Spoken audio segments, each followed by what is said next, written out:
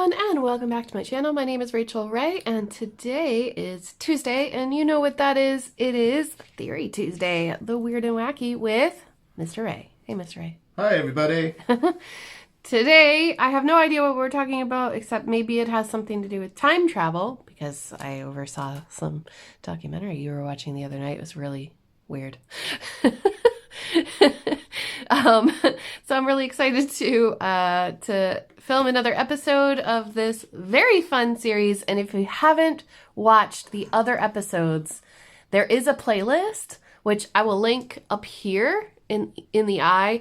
And it also shows up at the end of the episode on the end screen. So feel free to watch back if this is your first time.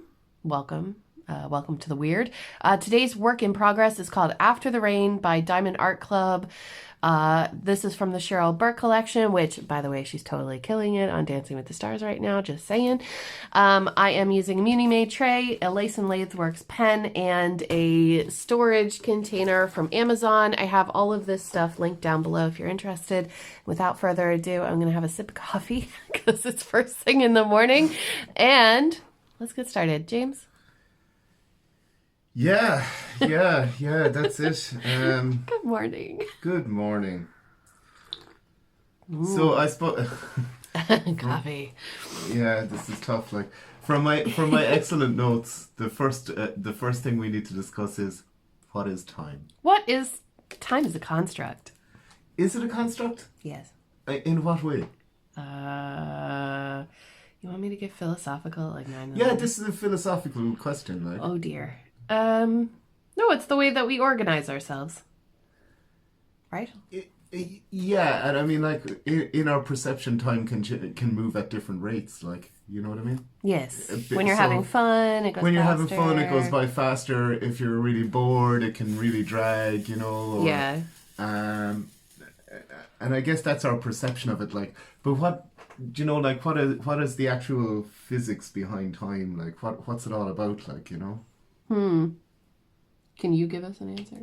Or are you just still drilling me because you're stalling? I'm not stalling, like, but, you know, with, like, do you know, because, you know, the time-space continuum. Yeah, I've heard of it. Mm-hmm. Yeah, like, my understanding of that is that time and space are one thing. Okay. You know? Mm-hmm. So you've got physical space, like, that you can describe with 3 coordinates, you know? Okay. Like an X, a Y, and a Z. Mm-hmm. And that'll give you a position within 3-dimensional space. Mm-hmm. But then in order for it to be a reality as well, like you need a 4th dimension, you know what I mean? In order for it to be a specific time in time and space, you need that 4th coordinate. Huh. And that's time. Okay. And they seem to, like, I'm not even going to pretend to try and understand the physics. Like, I haven't done the math or anything like that. Yeah, know? I didn't do so well in physics. Yeah, I Just saying. Yeah, and again, like, I haven't, it's not like, you know, I've run the figures and Hawking was right about everything, you know, that kind of thing. Or, I mean, I'm but, like, my understanding of it is that time can only move in one direction, forward. Right. Because of entropy. Entropy? Where things get increasingly complex. Okay. And that you can't move backwards in time for some reason related to that. You don't seem sure about this. Well, there's people with slightly differing opinions on it and stuff like that, you know? Yeah. They said that we can definitely only experience time going in one direction. Right. But there's no particular reason that there couldn't be some form of life out there that experiences time differently to us. Well, there's also what was that thing? Oh, maybe I actually tuned in while you were watching that documentary where the guy was talking about how an apple sees itself. There's an exercise where you say this apple, or let's say this bottle this bottle has sentience and it knows that it's a bottle and it knows that it's in this room, but it doesn't know what it looks like to itself. Like it can't look at itself in a mirror, so it can only analyze itself by going along an axis, either slicing, imagining that you're viewing yourself in slices going this way or this way, and then that's how we view our lives, because we can't contemplate being a whole thing all at once for all time. We see ourselves aging, but we might be more than just something that ages in a linear fashion. We are consciousness. Sorry, I'm going to get way too deep. I need more coffee. No, I think, like, admittedly, when I was watching, well, I wasn't watching that documentary. I put it on, and then about a minute into it, I was like, I already read a load of stuff about this, and I don't think this guy is going to say anything new. So then I kind of stopped watching it. Oh. But I left it on. Right. And then I noticed that you were watching it, and I was like, ooh. This is a serious breach of OPSEC. Abort. And I had to turn it off. Like. Abort mission. But I've read similar thing. You know that because when you meditate. Yeah. When you meditate, sometimes you feel a little bit closer to that sort of thing. That you become the present. Because a lot of the times we live our lives thinking about the future. Yeah. Or thinking about the past. But in meditation, you are just a present being who has no past and future. In that you become more mindful, and you're living in the moment rather than living at some theoretical point in the future that you're imagining, right? Exactly. Yeah. Because time is an imagination. Yeah. You are always yourself from at all times. And that's definitely, because like that's definitely it. I mean, you can talk about time being the laws of physics, but it's as real as anything physical, you know what I mean? Like you can talk about it being this abstract thing, but it is as real as anything, you know? Where are my tweezers? Okay, sorry. I didn't mean to go on a No, this is exactly what we're supposed to be talking about, you know? Oh, good. And what you were saying there about experiencing time differently, do you know that American-Japanese physicist, is it Michael Kokao or something like that? I'm not sure. Do you know the guy? He's got like shoulder-length white hair. He's like a popular physicist. Do you know the guy I'm talking about? I think so. I think his name is... But anyway, I heard him explain time like that. I couldn't find my tweezers, so I just used it. Anyway? No, this is actually a stitch marker for knitting. Ah. They're pretty metal. Anyway.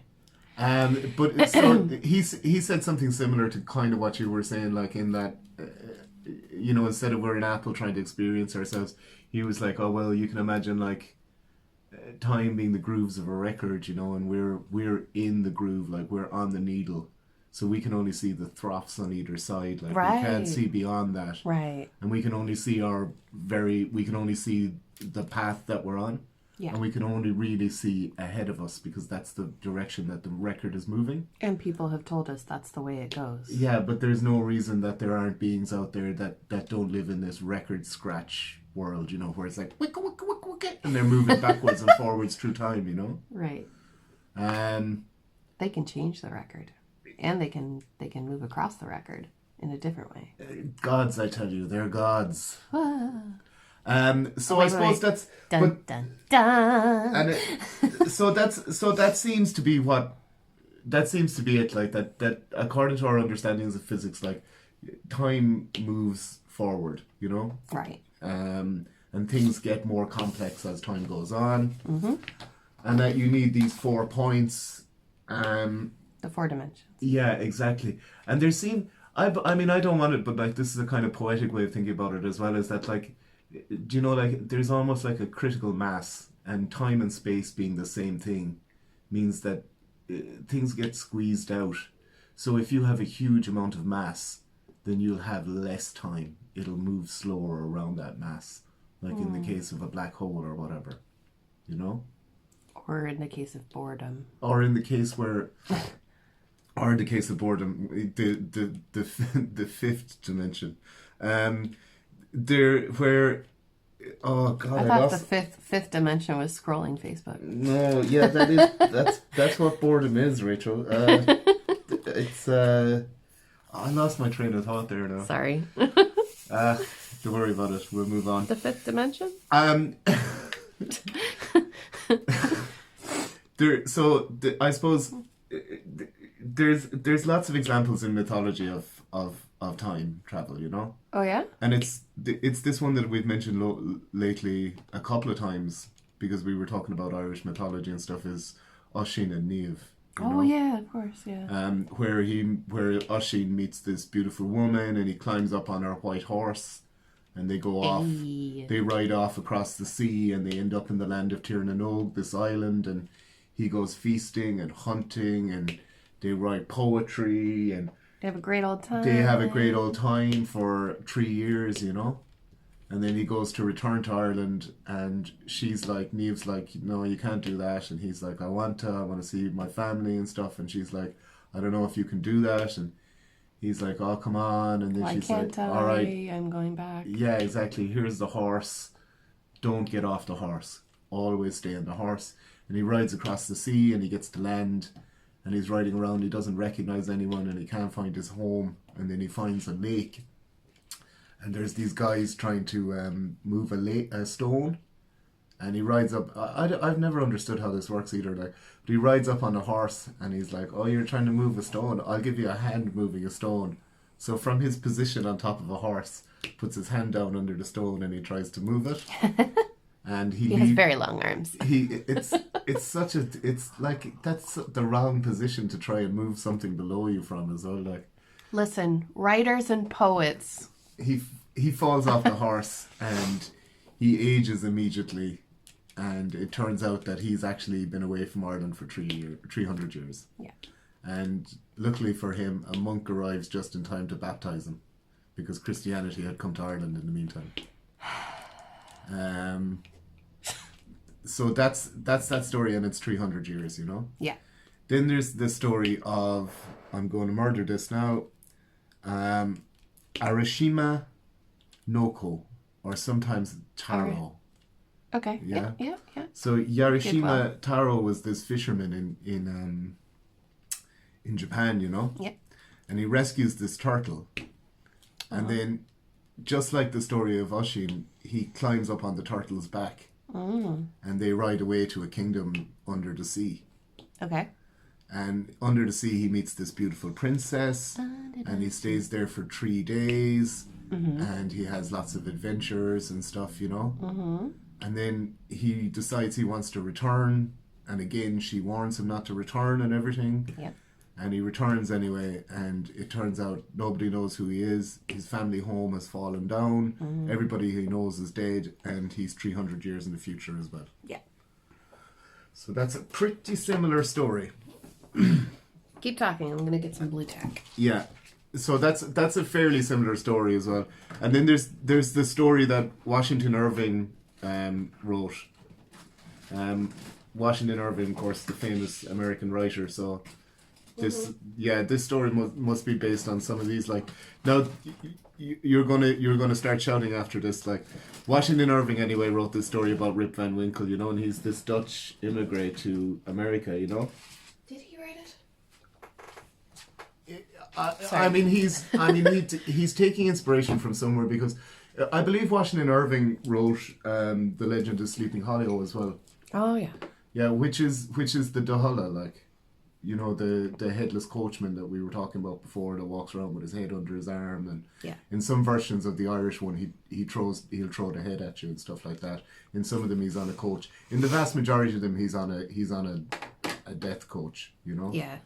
So there's some inspiration there, but that's not to say that Irish culture is the only one with a headless horseman. There's plenty of them around. Loads, you know? There's loads of headless horsemen, and again, this is going to be popular. So what happens with Rip is that he goes into the forests, you know, hunting. I guess, like, it's the 18th century, the late 18th century, or whatever. Oh. Or maybe it's earlier than that, actually, because. Hold, please. Okay. Sorry, I want to turn that off. So he goes into the forests and he meets this little man in the forest, this little Dutchman, I believe. Like, but either way, it's a little man, and the little man offers him a drink, and he accepts the drink, and then he falls asleep. He got drugged. Yeah, exactly. Like, so they gave him a shot of the old GHB or whatever, like, and he wakes up. The what? Anyway, whatever. Yeah. So he wakes up and he's travelled hundreds of years in the future as well again, you know? Yeah. Now, you'll notice the second rule of defeating the Sidhe. Don't ever take nothing, anything from them. Yeah. Do not accept any food or drink or you're lost. He fell prey to that. Yeah. You know? He should have immediately wet himself and walked out of the woods to protect himself. We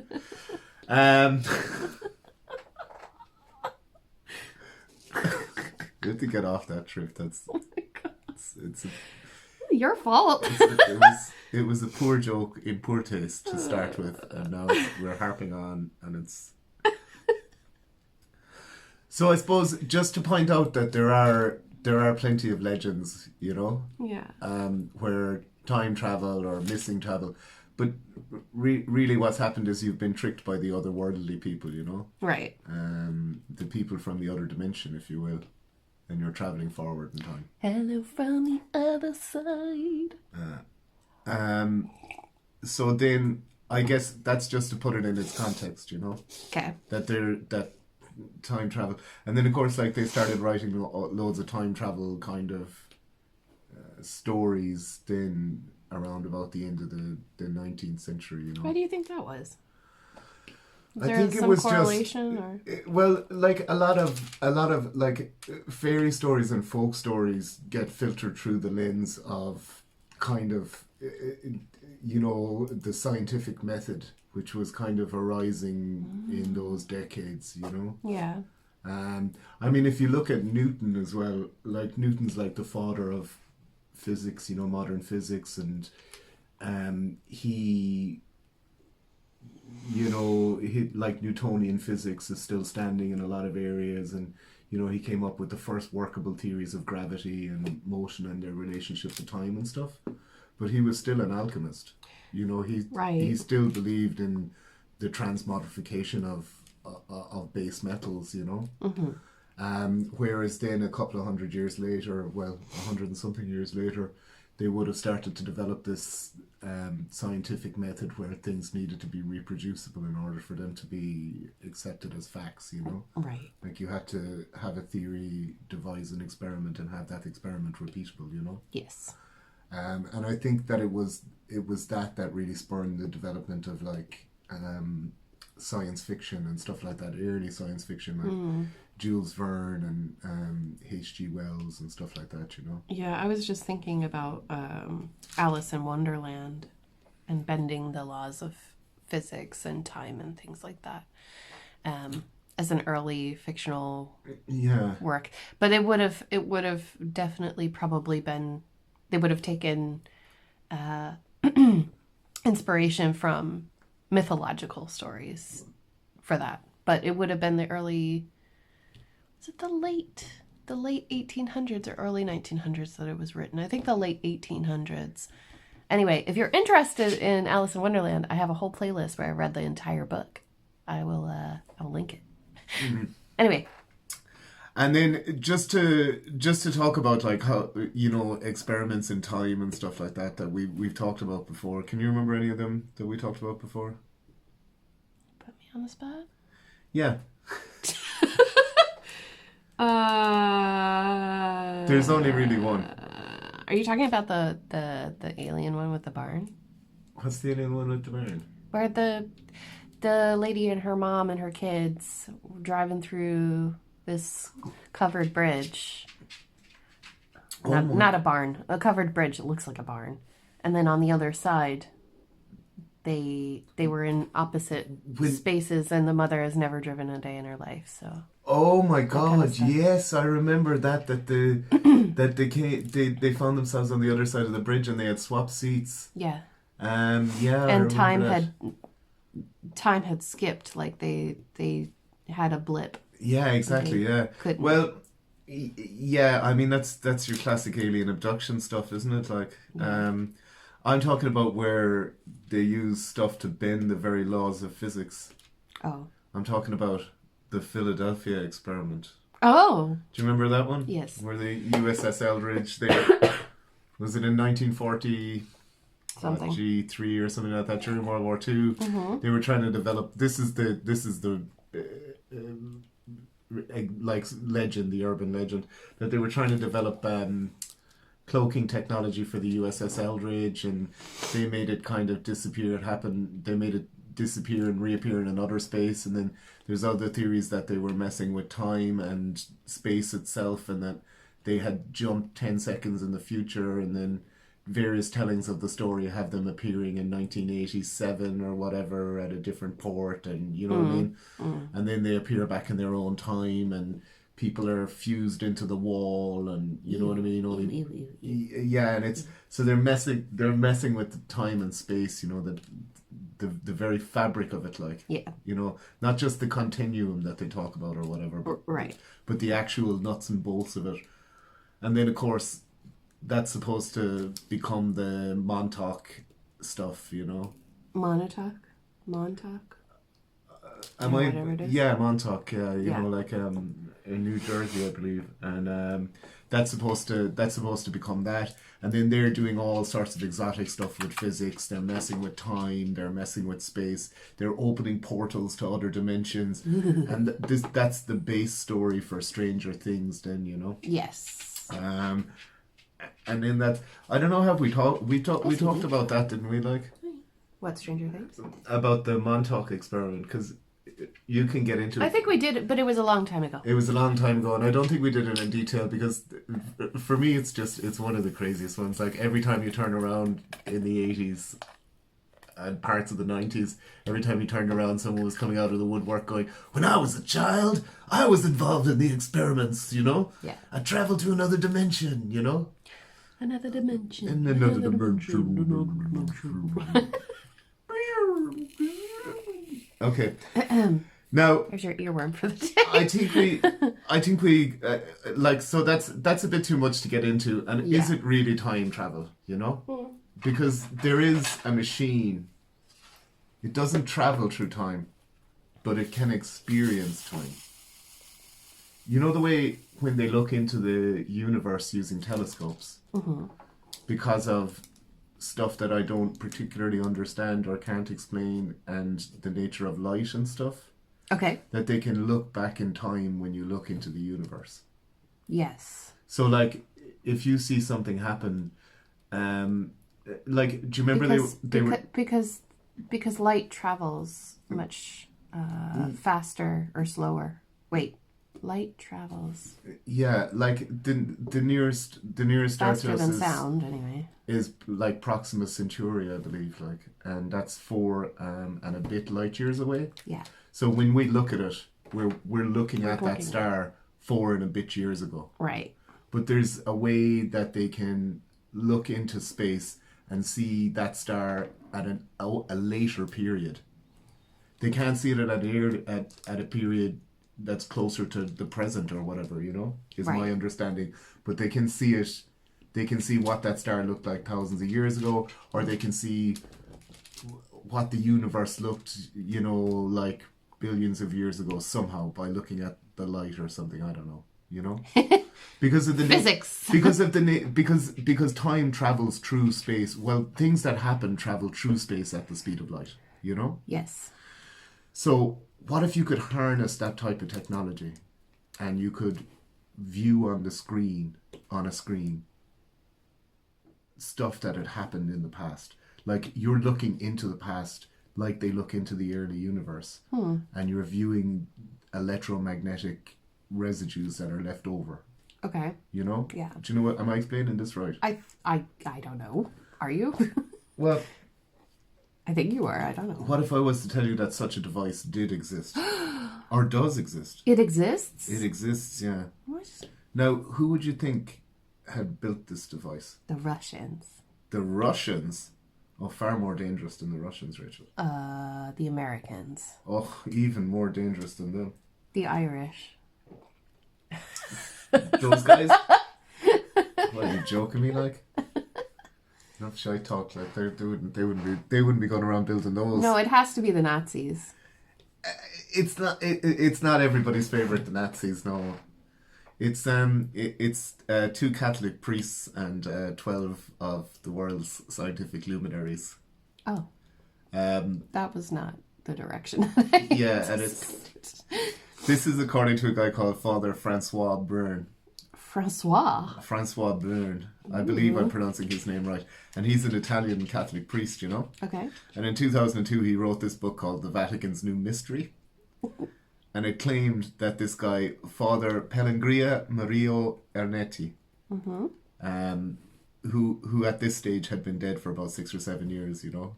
Oh, yeah. Or he'd been dead for 8 years, actually, in 2002. He died in 1994.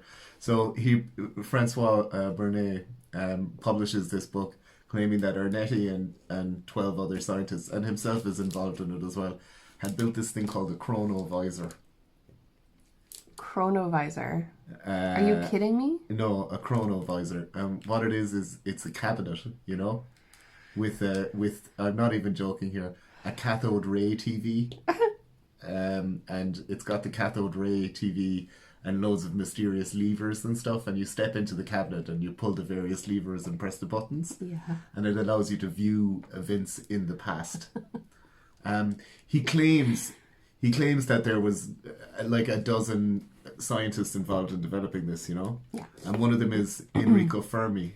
Do you know who Enrico Fermi is? Fermi sounds familiar. You definitely know who Enrico Fermi is. Do you know Fermi's paradox? Yeah. Yeah, that's him. That's yeah. okay. But he's done. I mean, like Fermi, obviously, like he didn't just come out of nowhere and write that thing. In fact, Fermi's paradox is a very small fraction of the stuff that Enrico Fermi did. You know. Okay. Um, just might be what he's known for. Well known for. It's in popular culture. It certainly is. You know. And then there's another guy that he claims was involved. A guy called Werner von Braun. Do you know who Werner von Braun is? Nope. Werner von Braun was the chief scientist on the Apollo program when it reached the moon. Wow. Yeah. Better than that, do you know what a V1 and V2 rocket were? Version 1 and version 2. You're damn right. V1 and V2 rockets were these Nazi bombs. Oh. The Nazis were involved. The Nazis were involved. Ha! And they were Nazi bombs Nazi rockets, like, they were the first kind of, like, military rockets and stuff like that, as far as I understand, like, but they were developed by Werner von Braun and his team. Mm-hmm. And they used to fire them from Germany at London. They called them doodle bombs and stuff like this. It was a large part of the Blitz, you know. Right. So after the war, the US set up this program called Operation Paperclip, and they moved Nazi scientists to various positions, and von Braun ended up high up in NASA, and I don't know if the States would have won the space race to the moon and stuff without him. Without von Braun, yeah. He actually appears in a program, like a TV program about space in the 60s, produced by Walt Disney. Oh. It's Operation Paperclip, von Braun and all this is one of the main things when people say, oh, conspiracies don't happen. It's like, it literally happened, and it's documented what happened with these dudes, you know what I mean? So that's the thing. So the guys, because I'm going to come back to Werner in a minute, that's the thing, like, so these guys say that this large cabinet with the ray tubes and everything like this is inside in a secret location in the Vatican somewhere, you know, and that the Vatican uses it. But you can only look at the past. You can only examine. Yeah, what good is that really? I mean, because you're looking at electromagnetic. Well, Rachel, what's the first thing that a Catholic priest, or any priest, in fact, in the Abrahamic religions, I believe, would do if they had this chronovisor? Go look at Jesus? That's exactly what they would do, yeah. Okay. Yeah. Go look at these guys in their particular branch of the Abrahamic traditions and go and look at them, you know. Yeah. So in this case, they're Catholic priests. So they travel back and they claim they witnessed the crucifixion. You know, they claim a lot of other things as well. Like they claim to have seen this tragedy that's written about in Latin documents from 2,000 years ago and stuff. It's a reference to this is a triumph. It's a like basically theater reviews from the year zero. You know what I mean? Yeah. But there's no surviving copy of the text of this play. Event. And I didn't write down the writer or the thing because I'm bad at taking notes, and also Your notes are legendary. I don't know if it's relevant really. Let's just call it was called El Time Machino by Paperclip, Okay. the famous writer Paperclip. Yeah. So anyway, that's the crack. They claim to have seen all that, using this chronovisor. Yeah. Which operates on a TV from the 80s. Sorry. With the big back on it and everything. Yeah. And that really high pitched hiss. There was a kind of a hiss. Do you know when we had my uncle worked at Philips? He was an electrical engineer for Philips, you know. Yeah. So consequently, we always had these Philips TVs, and one of the ones we had, like the earliest TV we had, you used to change the channel with a matchstick. What? Yeah, there was these little tuning buttons, you know. Yeah. On it, like you could press 1 or 2, but it was all RF signal, you know. So there was these tuning buttons on it. Yeah. And somehow this was before remote controls now. Of course. And somehow we had, I don't even know, I was only about 7 or 8 or whatever, like, but somehow the buttons were broken and we couldn't do it. So the only way you could change the channel was to tune it in. You would just have this matchstick and you would just roll it in your fingers. You got really good at it, like, do you know what I mean? You could just be like, oh, well, it's over here, and you just twist it. But anyway, I imagine that's how these guys are traveling through time to view these things. You know? Yeah, adjusting it with a matchstick. Yeah. So that's the crack. I guess the reason I wanted to mention Werner von Braun as well is because there's this Nazi thing called the Glock. Have you ever heard of that? No.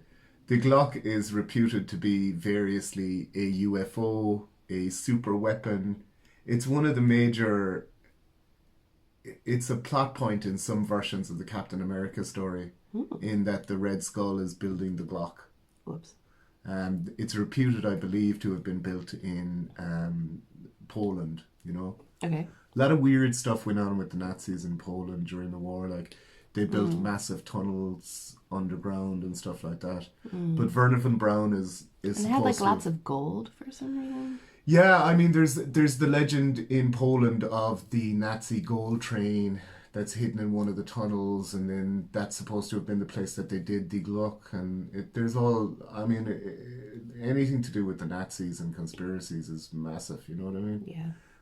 Somewhere in Antarctica, there's a Nazi laughing at us all. You know. On the other side of the moon, Jade. Well, that's his friend who's even more successful than him. Like.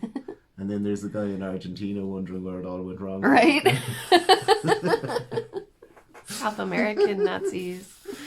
But that's in some versions of the story, that's supposed to be a time machine. Okay. So, like, depending on what version of time travel you subscribe to, the only moving forward or the moving back bit, you know what I mean? Yeah. Now, if you subscribe to the only moving forward bit and the Glock exists, then there's a possibility that we will round the corner and there will be all of the Nazis that got away just waiting for us at some point in the future, you know? Oh. I'm not saying that's true. So that's the crack anyway. Let's talk about some real life time travel incidences. Ooh. Yeah. Yeah. So the first one I wanted to talk about is the Moberly-Jourdain incident. Moberly? Okay. Moberly. Moberly-Jourdain incident. Yep. So there's these two ladies, Charlotte Ann Moberly and she's born in 1846. And she comes from a fairly large family. They're very well-to-do, you know, and she's actually educated at the time, you know, which is very unusual for women in the 1890s, you know, and stuff like that. Where was she, in America, or? She's in England. Okay. And so in 1886, she becomes the first principal of a halls of residence for young women at St. Hugh's College in Oxford. Wow. Yeah, so highly educated, like, and you know these halls of residence, like they used to structure universities differently. You'd stay in the halls of residence, and you know that was almost like part of the learning experience, you know, with your peers and stuff like that. So anyway, she's working hard at being the principal of this halls of residence, you know, but she needs some help, yeah. So then she meets this lady, Jourdain.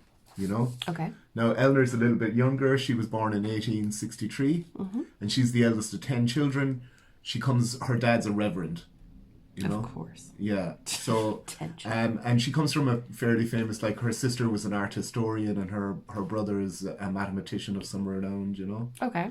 So she comes from a very educated thing. And she was actually sent to school in Manchester, which again at the time was very rare, even for well-to-do women, to be formally educated like that. Right. Usually, you were you were taught your reading, writing, and arithmetic to a basic level, and then you were homeschooled and whatever you could pick up from reading books or whatever, you know. Yeah.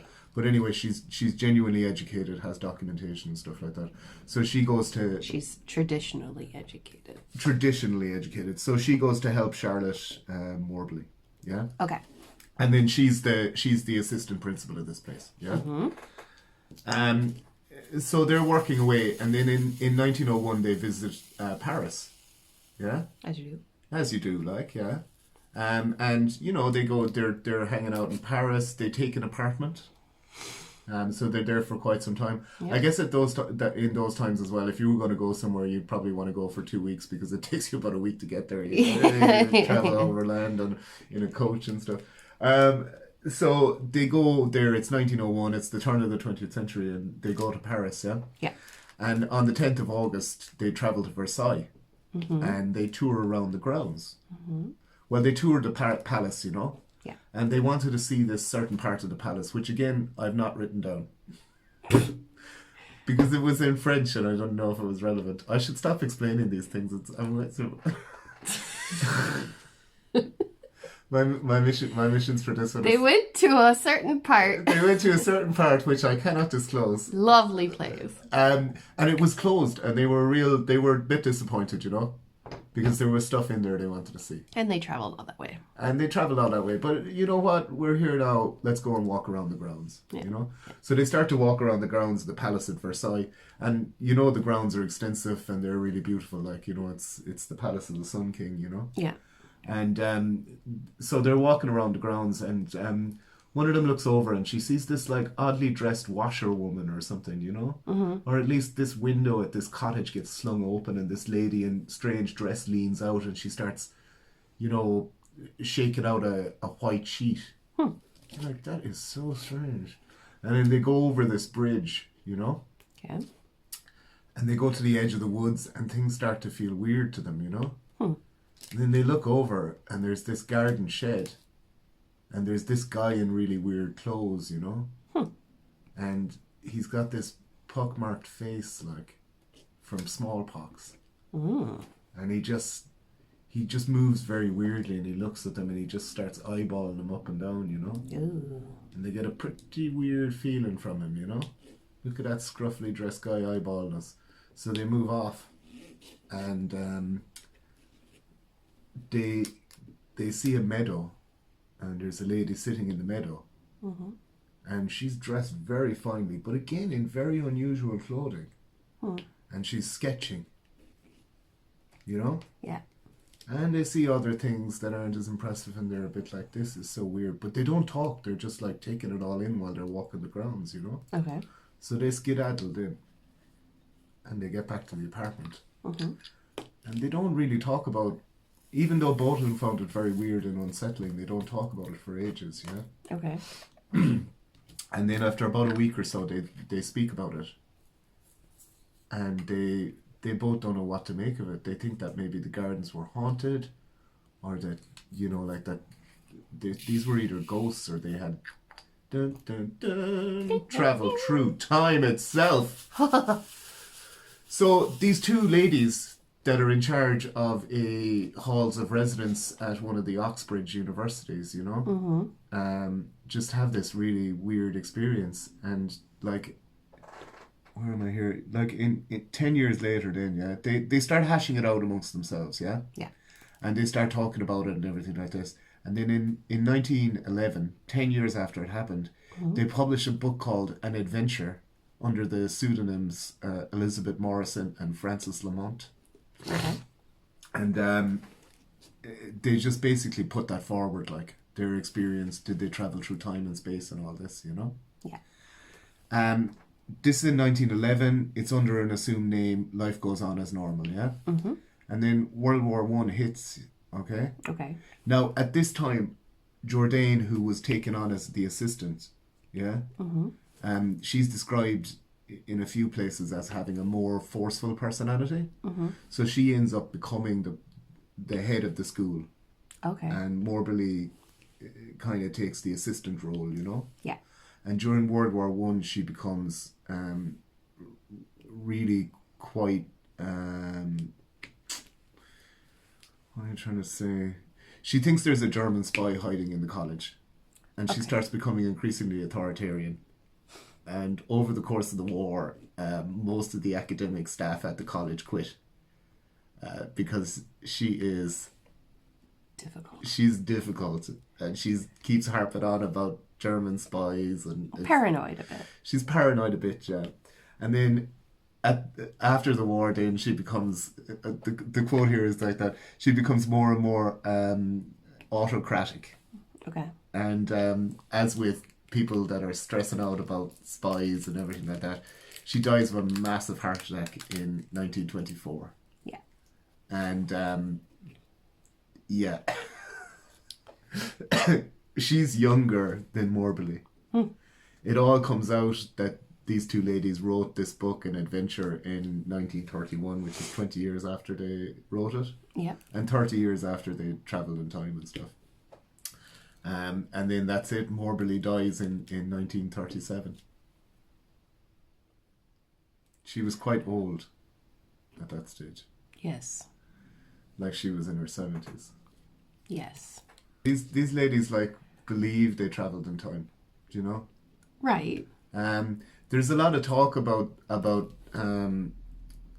Jourdain's letters to her sister being quite unusual, like, that she had a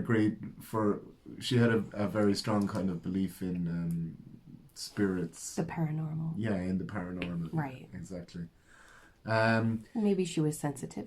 Some people would say. One version of the story even says that Moberly dies of that they both got forced out of their roles, and that Moberly died of something, and Jourdain died of... That they both basically died of the stress of being exposed as the writers of these documents, Oh. But as far as I can see, that's not true. I mean, Moberly died because she is a paranoid stress bunny. Or Jourdain died because she's a paranoid stress bunny. And Moberly died 6 years after the book was released at a grand old age. You know what I mean? Yeah. There's an explanation as well, like that. There's a guy in 1965 that wrote a biography of this poet, of this French aristocratic poet, who at the time, in the turn of the 20th century, was doing this thing called the tableau vivant. I think that's the right name for it. It's basically a living tableau, Okay. which are like scenes, There's scenes that... So you would have an actor in period costume in three-dimensional space creating this tableau, like a scene. Like acting. Yeah, but it's like a living scene from the past. And then, like in a museum Yeah, do you know what I mean when I say like? No, I don't. to That's blow? why I'm giving you all these faces, It's darling. like, do you know like it was basically they described him as this decadent poet, you know, decadent aristocratic poet, and he would pay actors and his friends and stuff, and as a bit of a jape, they would have a picnic, let's say, in the grounds of Versailles, but they would all be dressed in pre-revolutionary clothes. So they're LARPing. They're LARPing, yeah. It's like a LARPing thing, but it was something you did for entertainment or whatever as well, and a spectacle that he would have at his events, you know? Like we have 80s parties. Like 80s parties, yeah. And then they would, and that's basically the explanation that people gave for it, you know? Okay. For those people that were dressed up in that they accidentally had stumbled on one of these, your man's well-documented events that he held there, you know? Got it. Um, Though, I've heard that there's the interdimensional theories where, you know how people say that they see ghosts here, but the ghosts don't like, they're not the kind of weird paranormal ghosts where they throw things and all that. It's just like, oh, you see a lady in a hallway, or you see this guy sitting in a chair smoking a pipe. yeah. Or maybe you see something that you can't explain because that thing hasn't been created yet. But it could be that you're seeing between dimensions. Yeah. And they're seeing you, and they're seeing you from the past or the future, and they're just as freaked out as you. Yeah, I mean, I've definitely heard people theorize stuff like that about ghosts and stuff like that they're almost like frames of time or energy trapped, you know what I mean? And is that what you're... Yes. Yeah, so I've definitely heard that kind of stuff, all right. Do you want to hear about this guy, Andrew Carlssin? Sure. Andrew Carlssin was arrested on March the 2003 by the SEC, so the Securities Exchange Commission. Okay. You know, the guys that regulate, well, are supposed to regulate Wall Street. Anyway, he made 126 high-risk stock trades in 3 days. And he was successful in every single one of these. So 126 trades in 3 days, and he turned $800 into $350 million. Wow. Yeah. That's a lot. It is quite a bit of money. So the SEC arrested him, you know. He didn't have any documentation on him, and he claims that he had traveled 200 years in the future and that he had the knowledge to make these trades. Nice. Yeah, and he kept saying to the authorities, like, you need me, you know, I will tell you where Osama bin Laden is. I will give you a cure for AIDS. You know, I will give you this knowledge from the future where we've sorted all these things out. If you just let me go back to my craft. And they just refused, like. Obviously. And they set a bail for him. Yeah. And then the bail got paid by an anonymous guy. Andrew Carlssin walks out the door and just disappears into the ether. Wow. That's cool. Yeah. Or he's schizophrenic and really rich. Yeah, I mean... Or something. I don't know. The other... Yeah. I'm going to be honest with you. They fairly reliably traced this back to a story in the Weekly World News. Do you know the Weekly World News? Is that like the Daily Mail? Do you know Bat Boy? No. You don't know Bat Boy? Who's Bat Boy? Oh man, we used to even get the Weekly World News in Ireland. Oh! With the crazy stories. UFO yeah. kidnaps the president. Yeah. That was at the like checkout. Yeah, it's at in the grocery store. Yeah. And it was hard to think whether they were for real about it or not. Right. I used to buy it all the time, man. It was so funny. Oh, like. I only saw it. I wasn't allowed to touch it. Oh, it was so funny. Like, it was just brilliant. It was like, do you know? It was like living in this alternate reality. Yeah. Do you know? Yeah. So anyway, yeah, they've traced that story back to something from there. It actually comes from there. It's just fiction. All right, let's talk about the internet and time travel. Yeah, we only have like 10 minutes. Really? Well, I mean, we can go on. If you have time. See, James has to go to work. I have to go to work. Yeah. Okay. There's this guy. This is probably one of the most famous internet ones now. Okay. And it's the John Titor stuff. Do you know? Have you ever heard of this? Nope. So basically, what it is in November 2000, on this site, like this forum for people that were interested in time travel, called the Time Travel Institute. Okay. TTI. Jeez. So this guy appears on it, and he says, "Oh, I'm a time traveler from the year 2036, and I'm only in your time for a short while." Do you remember Y2K? Yeah. Do you remember how bad that was for society? I remember everybody freaking out for nothing. Yeah. Are you familiar with the operating system Unix? Yes. Do you? Whatever happened to Unix? Well, like Unix is still around. Like there's various forks of it. Like iOS for Mac is a type of Unix system. This is where it gets all of the like a lot of the back-end server stuff. Yeah. Is Unix, you know? Right. The front end then is going to be whatever operating system you're using on your device, like. Yeah. But a lot of the secure stuff is Unix, is my understanding of it, like. Okay. And like I said, Apple is a type of Unix, like the Apple, as my understanding of it. I'm not a computer guy. So did you know that Unix has a very similar problem to the Y2K? What do you mean? Because you know the Y2K was that back when they were doing the original IBM operating systems and stuff like that, they were just like, oh yeah, no problem, we'll use this to regulate time in the system, you know? But once it goes back to 0. But it can only count to 2000, and when it goes beyond 2000, it won't be able to count anymore, and it'll revert back to all sorts of strange times, and the traffic lights won't work, and soft serve machines will start pooping ice cream out onto the floor. Just a moment ago, you'll put something down and you'll turn around and you won't know where it is anymore. And they did kind of blow it up a bit. I mean, I was only a child, so I don't know everything that they said, but my understanding was that the computers were going to blow up and that we weren't going to have banks anymore. I read a thing one time years ago from John McAfee that said that he was responsible for a lot of that because he wanted to sell McAfee. Oh, I believe it. Stuff. I would believe that as well. I believe it. But then I'd believe that McAfee says anything to get McAfee in the news now. This is true. Do you know what I mean?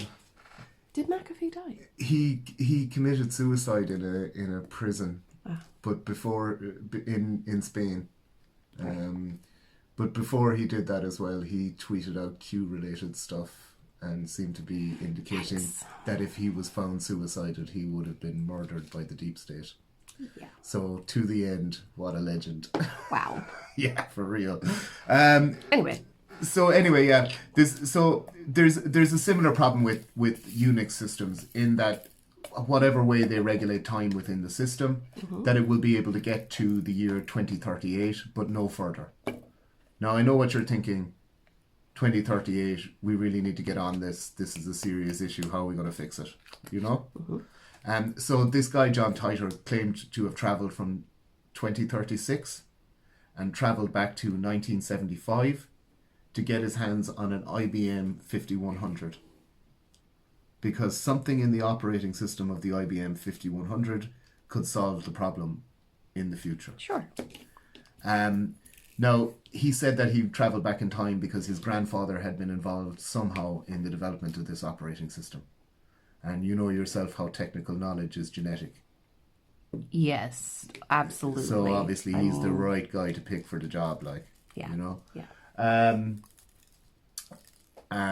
So that's the story. I mean, my grandfather was a carpenter, so I presume, I mean, I've never tried, but I presume if I wanted to make a cabinet or whatever, like, I could probably go at it. Like, well, in fairness, James, you did build those bookshelves. Well, yeah, but they're not very good, to be honest. They are good. They're great. Ah, thanks, baby. So this guy, John Titor, anyway, that's his story. He said that he travelled back to get his hands on the operating system for this 5100. Right. And that would help them solve the Unix problem, you know? Uh-huh. Because if you thought Y2K was bad, wait until this Unix 2036. Yeah, exactly. And then over the months, over the space of like 4 or 5 months on this forum and on other forums, I believe, he starts to lay out what's happened in the future. He's in our time span. He's travelled from 2036 back to 1975, and then he travelled from 1975 to the year 2000. Yeah. Yeah. And this is the year. So he's travelled to the year 2000 for personal reasons, and he doesnings want to go into it. For real. Okay. And he makes a number. Much. He makes a number of things about the future, a number of predictions about the future, right? Yeah. And the thing about it as well is that people say, oh, well, whatever you want to say about this guy, is he a LARPer or does he have mental health issues or whatever, you know what I mean? But whatever you want to say about him, he really does know operating systems and computer stuff, you know? That kind of way. So what he says is that something happens in CERN, right?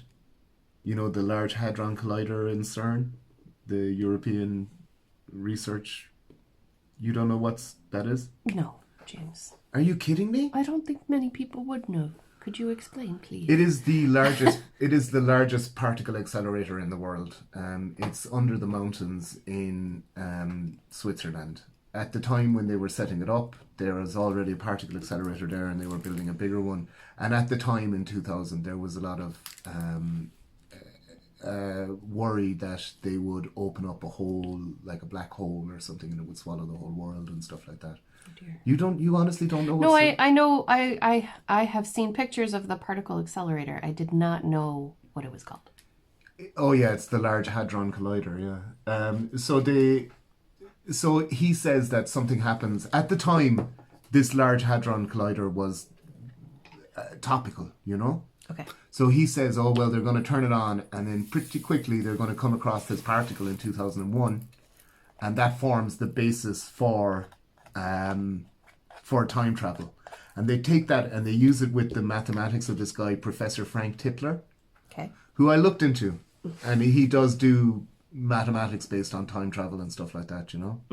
And he's even got this experiment where he seems to say that he can prove that you can travel in time, but the indications are that what he's doing is slowing a particle and making it move slower through time rather than faster. So what he's doing is he's doing something with time anyway, is what he claims. Yeah, I didn't read too much about it. Again, I'm not a mathematician or a physicist. So they take that, they use Frank Tipler's stuff, and then sometime in the 2030s, all of this comes to fruition and they're able to build a time machine. Yeah? Okay. General Electric builds the time machine. And if you're going to build a time machine, where do you build, like, what do you build a time machine in? A classic car. Oh, of course. It's always a classic car. Yeah, it has to be. Yeah. So they built it in a 1967 Chevy.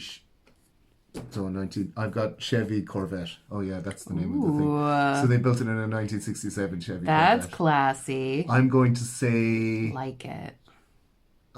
kind of really dark green. You know, where you think, is that a black or a blue? Oh, it's a green. You know, that kind of green. Yes. Yeah, that'd be classy. Yes, Like nice. And what he says is that the time machine doesn't move, and that time and space moves around it. Yeah. Okay. So you have to be incredibly accurate when you're moving this time machine, because you need the X coordinate, the Y coordinate, and the Z coordinate, but you also need the time coordinate.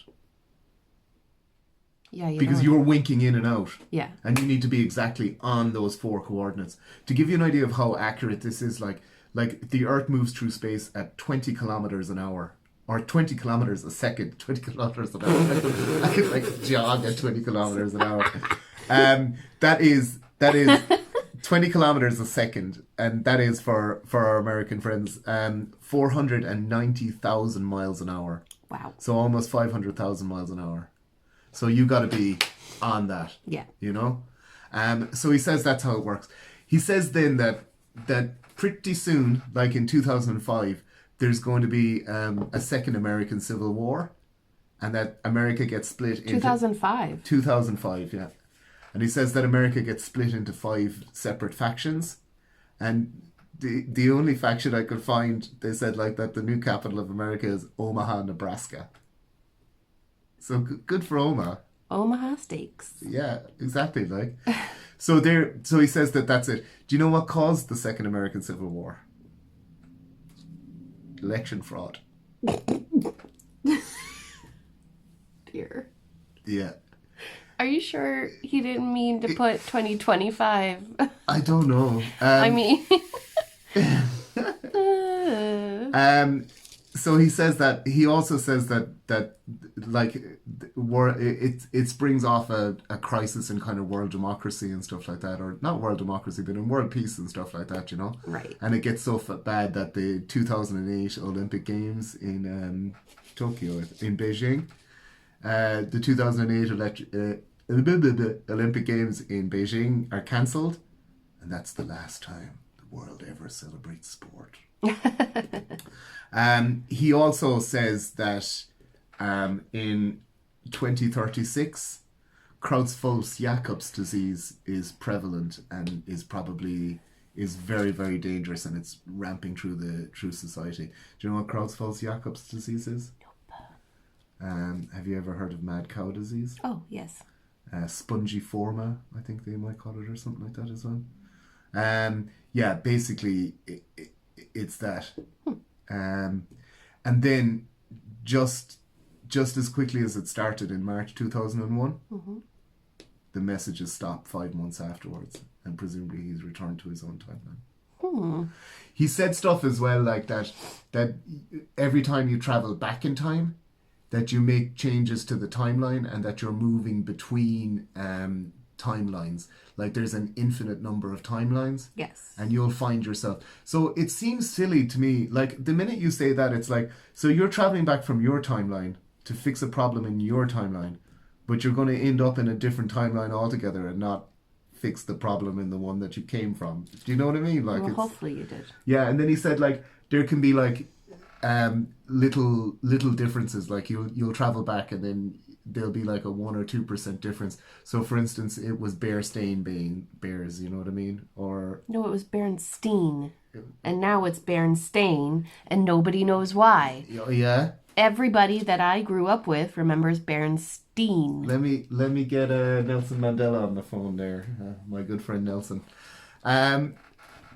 So it's, I mean, it's a little bit strange from that point of view. Somebody did mess with the timeline.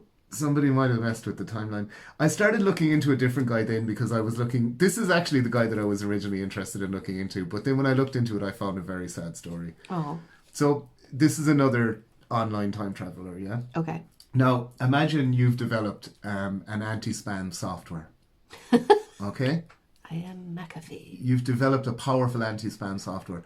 How would you market that spam software? By creating spam. That is exactly the correct answer. That is what Robbie Tadino did in Michigan. Right. He started sending out millions and millions of letters advertising his anti-spam software, millions of emails. And in 2000 and where is it? I have it. Oh, my notes are terrible. In 2000 or 2001 maybe, he got taken to court by the state of Michigan, and he was fined $5,000, and he got a court order banning him from spam, from creating spam, which at the time they called direct marketing. And it was the first time that the state of Michigan had brought someone to court for creating spam. Nice. They fined him $5,000, and like I said, they put court orders on him that he wasn't allowed to do these direct mailing stuff and all that for marketing purposes. Okay.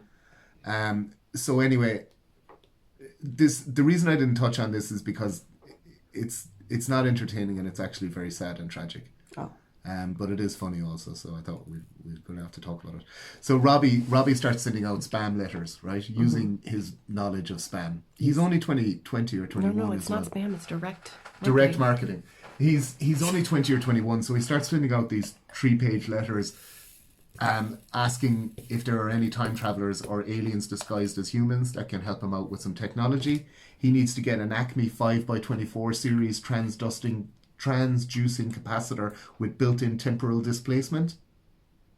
And he also requires one AMD dimensional warp generator module containing a GRC79 induction motor. Because he needs to travel through time. Right. Because his life is messed up and he needs to travel back. He needs to fix it. Yeah, exactly. So there's lots of stories of people like reading it Mess and it thinking, up for everybody this else. is such a funny LARP, you know? Make it Berenstain. There's lots of stories of people getting in contact and thinking like, oh, this is so weird. fault. Like, yeah, and emailing him back and going, yeah, I think I've got an Acme 127 trans-inducing, you know, whatever. And then him going, really? And then chatting to them for a while. And then there was one guy that put a hard drive casing up online on eBay and listed it as one of these Acme 5x24 series trans-inducing capacitors, you know? Yeah. With temporal displacement. And I think that the one that he had as well had those seats that are warmed, you know, the warm seats. Yeah. But anyway, he put a hard drive casing up online on eBay, and your man bought it for $5,000. And then there's lots of stories of people getting in touch with him, thinking it's a LARP, having a bit of a joke, and then, you know, sending him a photo of something and him going, oh my God, that's exactly what I want. And then kind of going, oh no, buddy, I'm just joking, you know? Yeah. So this is where the story gets sad then, like, is that the journalists got interested because he's sending out millions of these, you know? Yeah. And obviously some journalists get them and they track him down. And the reason he wants to travel back in time is because he thinks when he was a child that his father's ex-girlfriend drugged him. Okay. And it wrecked his life. So this is a guy with like profound mental health issues as Right. well, you know? He's a bit disturbed from trauma. So, yeah, like I said, I just think it's interesting that this guy believes it so much and that he's made up, because like when you see that stuff, the Acme 5x24 series time transducing capacitors with built-in temporal displacement, I mean, do you know what I mean? That's a string of made up stuff, you know? Yeah, well, I mean... But he truly believes it, like, you know? He's a bit delusional. Yeah. But that's, I mean, you would expect that from someone who's gone through some abuse or... There's a lot of stuff there and it's all tragic. Yes. You know? Yeah. And he's using the time travel... Yeah. Yeah, he's using... Well, he thinks that he can fix it. He's convinced himself that he can fix it. Yeah, and again, like, you know, if you I'm travel not back a in time and therapist, but- change it, like, are you actually fixing your own time? I guess you just want out of your own timeline, don't you? I mean, yeah. Oh, that's so sad. It's very sad. And that's why I moved this last story to the end. I'll point out as well that on all of these stories, I found stuff to contradict it and got to the end, and it turns out none of these people are real time travelers. Right. You know? But with this last one I want to talk about, I stopped looking into it at the end of the story because I was like, if I read any more, someone is going to debunk this and I do not want it debunked. Do you know? Aww. So I stopped. He wants looking to into it. believe. This is quite amazing. Hang on 1 second. Okay. So this one is the story of Sergei Ponomarenko. And so it's 2006, yeah? Yeah. April 23rd, and we're in Kiev, Okay. yeah? So there's this 25-year-old and he's walking around the center of Kiev, yeah? Yeah. And he's got on really old-fashioned clothes, you know? And he's carrying a classic camera. And I know what you're thinking, early hipster. But anyway, he's walking around and he's all disorientated, you know? Yeah. And he goes up to the cops and he's just like, what's going on here? Like, where am I or whatever? And the cops are like, what do you mean, where are you? And he goes, you're in Kiev. And he's like, yeah, I'm from Kiev, but I don't really recognize anything. I mean, I recognize some stuff, but other stuff is so weird or whatever. And the cops are like, well, who are you? And he goes, I'm Sergei Ponomarenko. Like, and they're like, do you have any ID on you or whatever? You know, maybe your address is on there. And he takes out his ID, and the ID is from Soviet Russia in the 50s. So they're trying. They take Sergei anyway, like, and they take him back to the station. And they sit him down, and they're like going, "What's going on?" Like, and he said, "Well, you know, I like photography, and it was a really nice day, and it's 1956. So I said, oh, I'll go for a walk and take some photographs." Yeah. So he's out, and he's like, "Oh my God, look at that cat on the railing! Snap, snap! Someday there'll be an internet, and I can upload this cat photo." And he's going around, he's photographing stuff, and then suddenly he sees this strange bell-shaped, that's right, Rachel, D-Gluck-shaped UFO floating along the top of the, floating in between the buildings. Yeah. And he takes a photograph of it. Ooh. And he said when he took the camera down, he was just in a different time and space, like he had just traveled through time after taking a photograph of this. So the police say, well, give us that camera or whatever, and they take it down to the pharmacy to be developed. And pharmacist is like, I can't develop this. This isn't even modern film. They stopped making this film stock in the early 70s. So they take it to a specialist at the university. Yeah. And that guy is like, wow, I haven't seen this film in years, And they have it developed. And there's pictures of Sergei dressed in the same clothes with this woman. And there's pictures of him, they're sitting on a stoop outside a house, And then there's pictures, the last picture on the roll is this bell-shaped UFO above a building. So they take the photograph, right? Yeah. Meanwhile, they're talking to Sergei, and he doesn't understand. He's disorientated, Yeah. He's never heard of the Beatles. He's just traveled in. Yeah, exactly. Right. So that's the crack, like. Yeah. And so they take him to a psychiatrist, in the university. Okay. I've written this guy's name down now. They bring him to a psychiatrist called Kutrikov.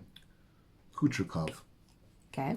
So they take him to Kutrikov, and Kutrikov is speaking with him, and Kutrikov's like, I don't know, like, let me work with him for a while. Like, he's definitely sticking by the story, and he doesn't seem delusional or anything, He might not be a LARPer. Yeah. I mean, I put the Beatles on, and he really digged it, but he's never heard of the Beatles. So that's the crack. So he says, let him stay here for a couple of days, Okay. And we'll see. I'll speak with him some more. Yeah. So the cops then get the photograph of the building, and they go around and they match the building of the stoop that this lady and Sergei were on, and they manage to track it down. Okay. And they start asking people in the neighborhood, and someone kind of basically shoe leather police work here, Yeah. And they start asking around, and they ask the neighborhood, and eventually they trace down the woman in the picture. And she's like, oh my God, that's me and Sergei. Like, we were engaged to be married back in the 50s, but then he disappeared for 2 weeks, and then he reappeared, and he was just obsessed with the future and all of these things, Yeah. And yeah, he just kept talking and talking and talking, Yeah. about them, and eventually I broke it off with him because that was all he was about, Okay. It wasn't the Sergei I was engaged to. So meanwhile, back in the present, Sergei disappears from the psychiatric institute. Whoa. From a sealed room in the psychiatric institute.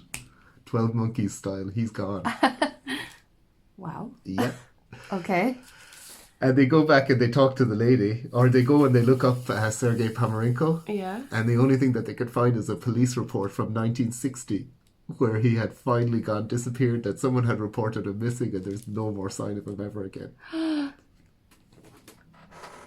Creepy. Yeah. And that's when I stopped looking into that's when I stopped looking into the story. I was like, ooh. And we have no idea. Please don't debunk this. Yeah. That is cool. I've actually put in my notes here that they located the woman in the photos, and she's in her 70s or 80s, and that she found it difficult to maintain her relationship with him. Yeah. And that not only that he was on a one-track mind and he was always talking about his experience in the future, but that other people also thought he was a weirdo. Yeah, I guess so. So that's it for time travel. Wow. Well, thank you so much for doing all of that research for us. I really, really enjoyed that one. If you have any more theories about time or time travel or, physics, math, you could go ahead and leave them in a comment, and we read all of the comments, and James is reading the comments now too, staying up late at night reading your comments. So thank you all for leaving comments. I might even comment back, but I mean, you'll back me up on this. I'm an internet lurker rather than an internet commenter. This is true. Yeah, very true. So thank you all so much for joining us. I hope that you enjoyed today's episode. Like I said before, if you'd like to see previous episodes, please go and have a look at the playlist that I have for the Weird and Wacky with Mr. Ray. We will see you all next week. Take care, stay safe, and I'll see you in the next one. I'll see you in time and space. Luna will see you in time and space as well, apparently. Take care, everybody. Speaking of time, I'm going to get in trouble. Bye. Bye.